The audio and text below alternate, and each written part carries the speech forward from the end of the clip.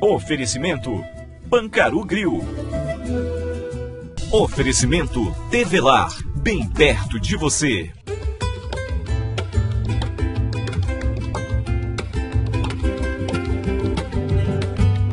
Olá, telespectador do Amazon Saco, prazerosamente gravando o programa Literatura em Foco daqui do Hotel Blue Tree Prêmio Manaus. Claro que o hotel recebe ao professor doutor Ideraldo Costa e a nossa equipe com este café da manhã. O Hotel Blue Tree recebe você também para o almoço e para o jantar. Eu vou conversar com o professor doutor Ideraldo Costa, ele que é professor da Centenária Universidade Federal do Amazonas.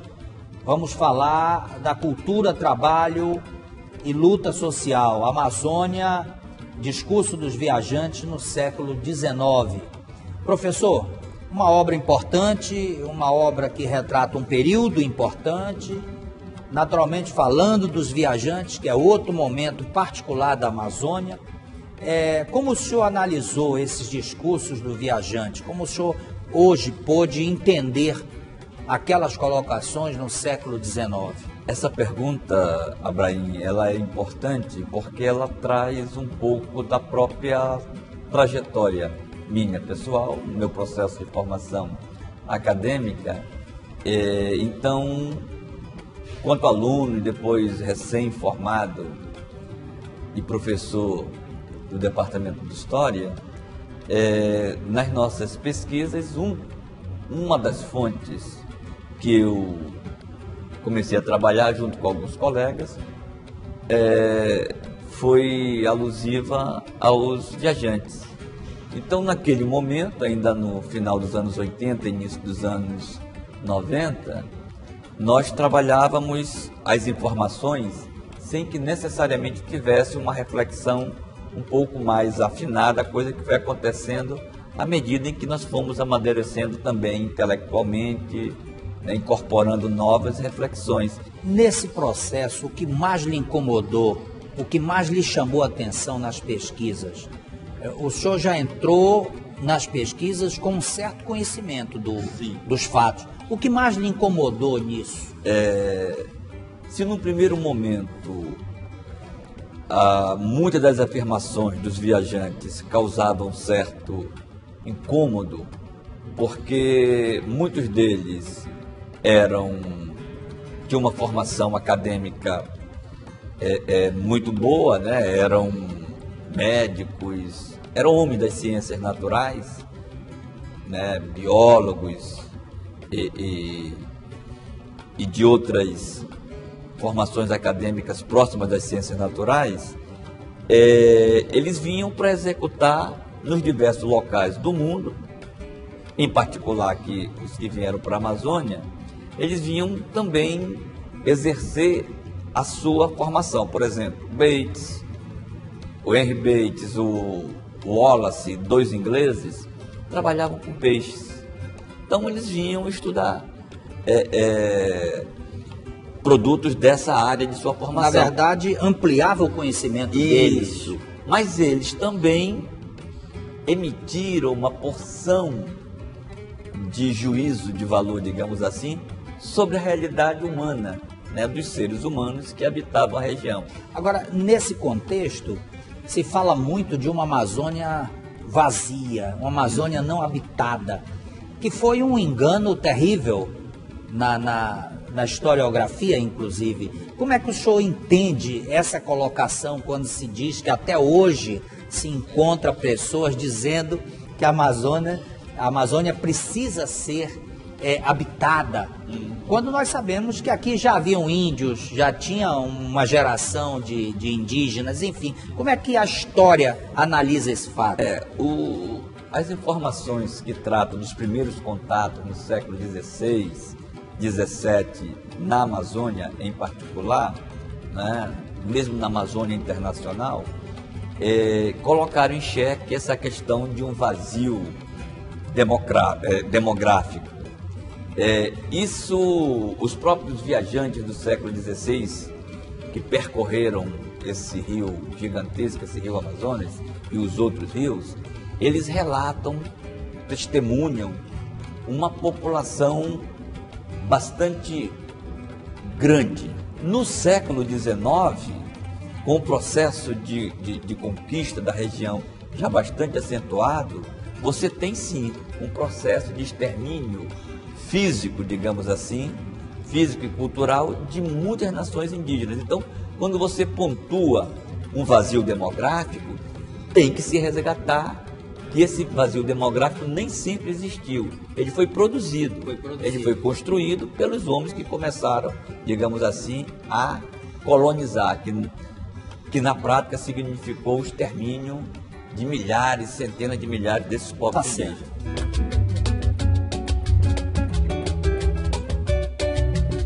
Estamos de volta. É o segundo bloco do programa Literatura em Foco, hoje prazerosamente gravado com o professor doutor Ideraldo Costa.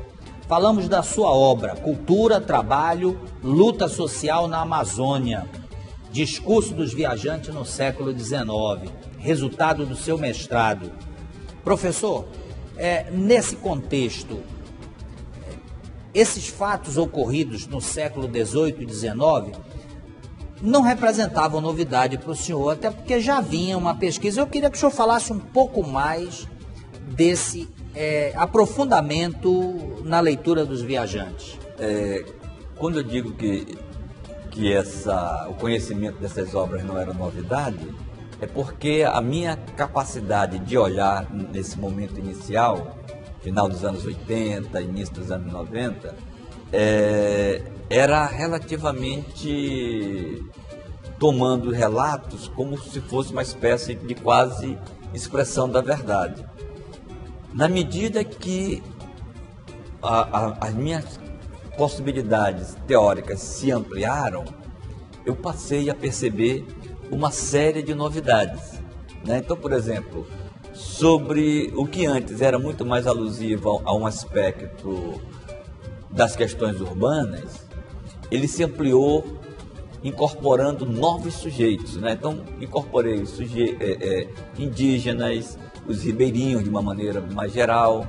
Todas essas questões eu pude ampliar o meu olhar e trazer para o cenário das minhas problematizações. O senhor afirma que a pesquisa foi tensa, porém prazerosa. Como é que o senhor analisa esse prazer? Eu entendo que um estudo, especialmente de mestrado, de doutorado, além do estudo de gabinete, a pesquisa de campo, a defesa da dissertação, ela leva uma certa tensão ao proponente. E que prazer o senhor conseguiu levantar nesse contexto? Perceber que o olhar dos viajantes ele é permeado de tensão, né? E tensão por quê? Porque tem um aspecto deles estarem analisando uma realidade com os olhos dele. Num período diferente. Num período, né?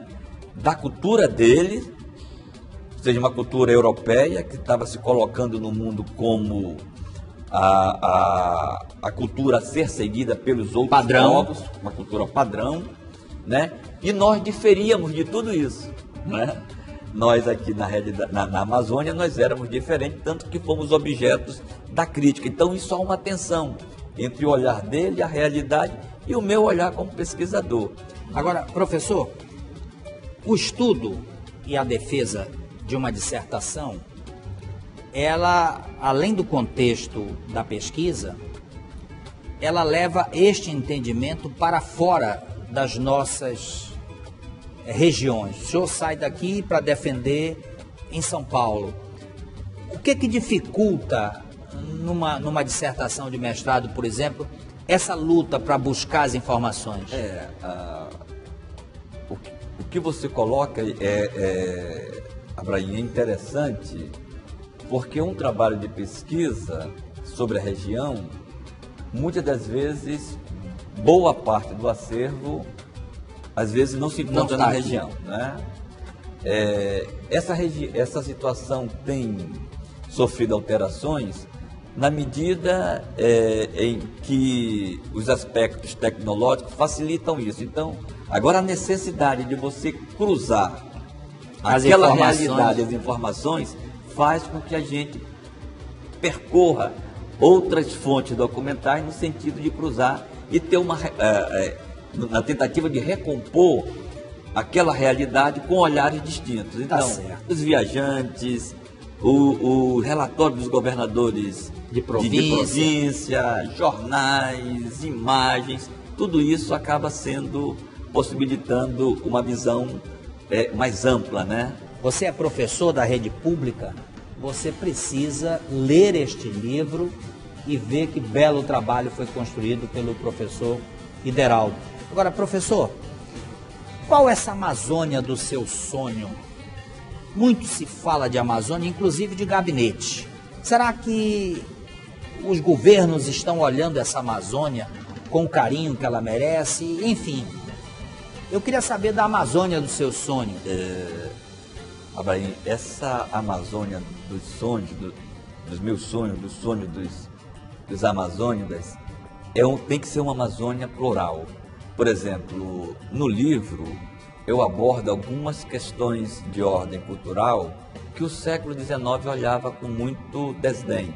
Então, nesse sentido, construir essa visão plural é importante. É importante porque, né, na medida em que se produz trabalhos e se publica, né, e aqui é importante resgatar o papel da própria FAPEAM, com o edital bíblico, que tem trazido, possibilitado essa multiplicidade de olhares para a nossa Amazônia. Agora, professor, falando de Amazônia, o senhor acaba de trazer essa obra e, naturalmente, isso é uma coceira. Trouxe a primeira, a gente sente vontade de trazer a segunda, a terceira. O senhor tem planos de publicar mais alguma coisa, independente disso? Sim, Abraim.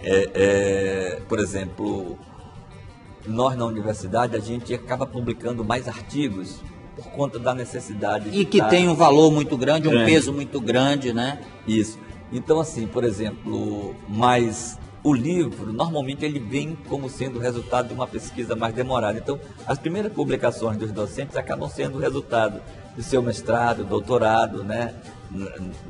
Nesse sentido, eu estou trabalhando na revisão do doutorado para também virar livro. Então, é uma nova temática, é uma outra questão que recupera dimensões dessa aqui, mas é mais voltado já para a questão da área de uma chamada História da Saúde na Amazônia. Esse é um momento muito diferenciado da nossa história que muito pouco, eu conheço apenas o trabalho do professor doutor João Bosco, que é um médico, e que tem um trabalho diferenciado nessa história da medicina. Agora, professor, quais as dificuldades de se produzir na Amazônia? Como se chover, por exemplo, se nós não tivéssemos o auxílio da FAPEAM, se nós não tivéssemos... A própria universidade tem dificuldade em produzir o que os professores escrevem? Teve um momento em que isso foi mais complicado por conta de falta de recursos, né? Que às vezes os recursos eles acabam não sendo suficientes. A partir do momento em que a Fundação de Amparo à Pesquisa do Estado da Amazônia, da FAPEAM, passou a ter existência, essa realidade melhorou muito, mudou assim, de maneira espantosa realmente. Então, a publicação hoje, graças a esse edital que a FAPEAM disponibilizou, vem disponibilizando, né, dezenas de obras que antes ficavam na prateleira da biblioteca, agora começam a circular entre nós amazônidas e também pelo Brasil afora. E isso, né, permite que um público que é de formação, por exemplo, os professores da rede pública, da rede particular, possam ter espaço e leitura e trazer para a sala de aula esse pensamento, que foi um trabalho construído lá nos padrões da universidade. Sim, com certeza. Nos anos 80, havia uma discussão muito grande no Brasil, por conta do processo de redemocratização, e aqui no Amazonas nós também tivemos isso. E foi um momento em que os governos recém-eleitos, todos, trouxeram a necessidade de uma história regional. nós, entre diversos estados, tínhamos como uma das fragilidades a pouca publicação de obras sobre a região. Hoje essa realidade é outra. É completamente Hoje diferente. a gente pode ter a história da Amazônia, do Amazonas, sem nenhum problema, que o professor tem material para trabalhar. E quem ganha com isso é a sociedade, somos nós. É verdade. Professor, foi um prazer enorme conhecê-lo pessoalmente e trazê-lo no programa Literatura em Foco para apresentar o seu trabalho. E agora o senhor tem a oportunidade de se despedir dos seus leitores, especialmente dos seus alunos.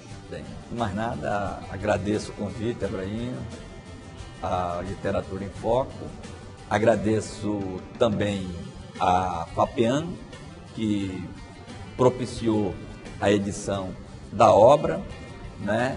É importante, como havíamos conversado há pouco, né, que essas iniciativas elas tenham prosseguimento, que essas obras elas cheguem aos professores do ensino médio, tanto das instituições públicas quanto privadas, né, aos professores, aos alunos do ensino médio. Isso é de importância vital. Conhecer a diversidade da nossa história é importante porque isso possibilita um amadurecimento sobre nós e sobre a nossa realidade. Então, é extremamente importante nós estarmos discutindo. Agradeço a você pelo convite, né, para que nós possamos estar ampliando, a partir do programa, né, que as pessoas tenham conhecimento dessa e de outras obras divulgadas pelo seu programa. Tá certo. Muito obrigado pela sua presença, obrigado você, telespectador fiel do programa Literatura em Foco, muito obrigado a você, patrocinador do programa Literatura em Foco, mas claro, você pode continuar conosco nas redes sociais. Lá você nos encontra sempre, não só o programa Literatura em Foco, mas toda a programação do Amazonsat. Na próxima semana, nós estaremos juntos, eu tenho certeza absoluta disso. Claro, e você também, para este encontro agradável, falando do que se produz no Amazonas e na Amazônia para todo o Brasil. Fica com Deus e até o próximo encontro. Até lá.